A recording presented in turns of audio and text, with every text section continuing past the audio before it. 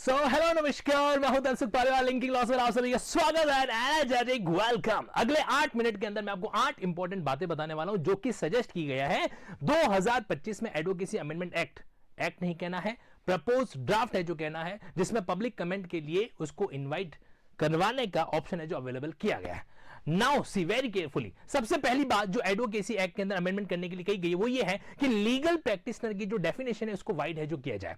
यानी कि legal practitioner की डेफिनेशन के अंदर यहां पे कॉर्पोरेट लॉयर्स, आपके इन हाउस काउंसिल और जो भी advocate private public organisation state body में वर्कआउट करता है या फॉरेन लॉ फर्म के साथ जुड़ा हुआ है और लीगल प्रोफेशन का काम करता है तो उसको भी हम लीगल प्रैक्टिशनर की परिभाषा में सेक्शन 2 के अंदर कवर करने वाला है। यह है पहला पॉइंट जो प्रपोज किया गया है चेंज करने के लिए।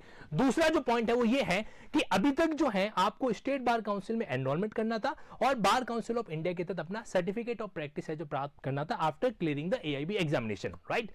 अब एक और फॉर्मेलिटी जिसको मैंडेटरी कर दिया गया है कि जो भी एडवोकेसी बार एसोसिएशन है तो एडवोकेट बार एसोसिएशन के अंदर भी आपको रजिस्ट्रेशन करवाना मैंडेटरी है। यह बात कही जाएगी सेक्शन नंबर 33A के तहत। और साथ ही साथ में आप क्या कर सकते हो, जिस एरिया में जिस प्रीलिमिनरी आपका प्रैक्टिस करते हो वहां पे आपको रजिस्ट्रेशन कराना है। अगर आप चेंजेस करते हो, मान लो किसी और जगह पे शिफ्ट होते हो, तो आपको पुरानी वाली जो बार एसोसिएशन है उसमें 30 डेज के अंदर आपको क्या करना पड़ेगा, इंटीमेट है जो करना होगा। ये दूसरा चेंजेस। अच्छा, आप एक जगह पे ही वोट दे सकते हो, ये भी प्रोविजन यहां पर आपके सामने सेक्शन 33A के तहत आपको देखने को मिलेगा। तीसरा जो इंपॉर्टेंट चेंज है वो ये है कि एडवोकेट अक्सर क्या करते हैं, कई बार विरोध दर्शाने के लिए बायकॉट करते हैं, स्ट्राइक है जो करते हैं। तो अब इन्होंने एडवोकेट्स के इस अधिकार को क्या कर दिया है, कर्टेल है जो कर दिया है। आप कमेंट बॉक्स में मुझे बता सकते हैं कि ये जो प्रपोज अमेंडमेंट है वो आपके ओपिनियन के अंदर जस्टिफाइड है या नहीं है, क्योंकि आफ्टर ऑल बात तो पब्लिक कमेंट्स का हो रहा है। तो यहां पर इन्होंने सिर्फ एक्सेप्शन दिया है कि अगर आप मान लीजिए कोई सिंबॉलिक तरीके से या एक दिन का कोई ऐसा प्रोटेस्ट करते हो किसी भी प्रोफेशनल या एडमिनिस्ट्रेटिव इश्यू के रिगार्डिंग, तो it's okay.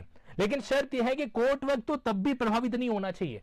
Apart from that अगर कोई भी स्ट्राइक या बाइकआउट वकील लोग करते हैं तो यहां पे सेक्शन 35A जो है वो क्या करता है, उनको मिसकंडक्ट की कैटेगरी के अंदर डाल देगा। यह है तीसरी बात।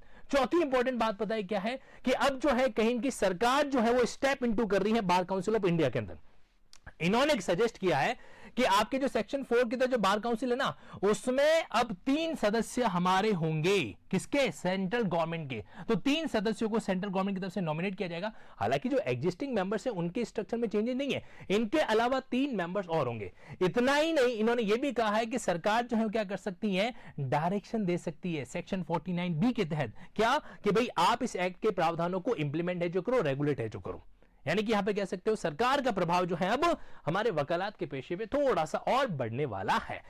अगला पॉइंट है फिफ्थ, पेनल्टी इंपोज है जो कर दी गई है और कुछ पेनल्टी को एनहांस है जो कर दिया है। जैसे एग्जांपल के लिए सेक्शन 45 में पहले जहां पे कोई भी व्यक्ति अगर विदाउट प्रॉपर अथॉरिटी अगर प्रैक्टिस करता था तो 6 महीने की जेल का प्रावधान था। अब वो प्रावधान बढ़ा के 1 साल का कर दिया गया है। इतना ही 2 लाख रुपीस का फाइन जुर्माना भी है जो वहां पे लग सकता है। इसके अलावा सेक्शन 45B में यहां पर आपके सामने एक और चीज है कि आपके खिलाफ जो है क्या की जा सकती है, कंप्लेन है जो लॉन्च की जा सकती है। स्वाभाविक है, कंप्लेन लॉन्च होगा उसके बाद तो प्रक्रिया का जो है वो इनिशिएशन है जो होगा।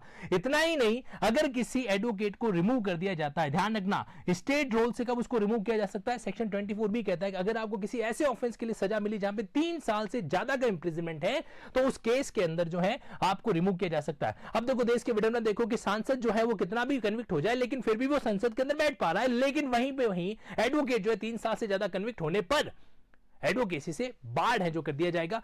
अगले 2 साल जब उसको वापस छोड़ा जाएगा तो अगले 2 साल बाद में, रिलीज के भी 2 साल बाद वो क्या कर पाएगा, एडवोकेसी को ज्वाइन कर पाएगा। तो एक तरीके से ये बड़ा ही खतरनाक प्रोविजन यहां पे ऐड ऑन किया गया है। 6 जो पॉइंट है वो है वेरिफिकेशन के रिगार्डिंग। आप लोग जानते हैं कि 2023 के अंदर अमेंडमेंट आया था जिसके जो टाउट्स है उनको एक तरीके से प्रोहिबिटेड है जो किया गया था। तो ठीक वैसे की वैसे प्रोहिबिटेड मतलब ऑफेंस की कैटेगरी के अंदर डाला गया था। अब यहां पे इन्होंने क्या कर रखा है कि वेरिफिकेशन एंड प्रोफेशनल ओवरसाइट, यानी कि जो भी एडवोकेट की डिग्री है, उसका एड्रेस है, उसका वर्क प्लेस है, साथ ही साथ में उसका प्लेस ऑफ प्रैक्टिस, उसका सर्टिफिकेट ऑफ प्रैक्टिस वगैरह, तो हर 5 साल में एक बार उनका वेरिफिकेशन होना चाहिए। हालांकि ये कहने की बात अलग है, प्रैक्टिकल अप्लाई करने की बात अलग है, क्योंकि 5 साल के अंदर देश के तमाम वकीलों को एक बार वेरीफाई करना इज अ टफ जॉब। लेकिन प्रावधान है यहां पे आपके सामने section 19A read with section 17 clause DA।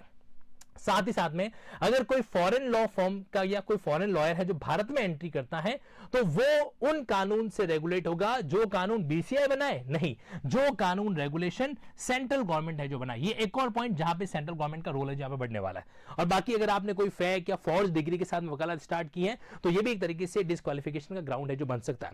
अगला पॉइंट यहां पे सातवां वो क्या है कि ये आप इसको अच्छा पॉइंट कह सकते हो कि ट्रेनिंग का अरेंजमेंट किया जा रहा है, training for the law graduates, यानी कि आपके एनरोलमेंट से पहले प्री और एनरोलमेंट के बाद में पोस्ट, तो प्री और पोस्ट मैंडेटरी एंड ट्रेनिंग जो है वो करवाई जा सके। क्या लिखा हुआ है? The BCI will oversee the recognition and regulation of law firm and introduce the mandatory pre and post enrolment training. यहां पर साथ साथ में यह भी कहा गया है कि आपको जो बार एग्जामिनेशन देना है वो तो अपनी जगह पे रहेगा ही रहेगा, एआईबी का एग्जाम अपनी जगह पर कंडक्ट है जो करवाया जाएगा, लेकिन यहां पे ध्यान रखना है जो 2 साल वाला पॉइंट है वो शायद हट सकता है, क्योंकि ये कह रहा है कि फुल प्रैक्टिस राइट जो है एआईबी का एग्जाम क्लियर करने के बाद में ही मिलेंगे। ये एक और पॉइंट यहां पे। अगला और आखिरी पॉइंट वो है विमेन रिजर्वेशन को बार काउंसिल के अंदर जगह दी गई है, कम से कम 2 सीटें जो हैं वो महिलाओं के लिए रहेगी। कहां पे? आपके बार काउंसिल ऑफ इंडिया के अंदर। तो ये वो 8 इंपॉर्टेंट बातें हैं जो अमेंडमेंट के लिए प्रपोज है जो की गई है, पब्लिक ओपिनियन के लिए सर्कुलेट है जो की गई है। इसके अलावा भी कुछ छोटे बड़े बिंदु और है, हो सकता है एनरोलमेंट फीस को लेकर जो है वापस कुछ चेंजेस है जो आ जाए, क्योंकि पहले 750 रुपीज का जो मामला था उसको भी बढ़ाने का जो है इस सेगमेंट यहां पर जो है दिखाई दे सकता है।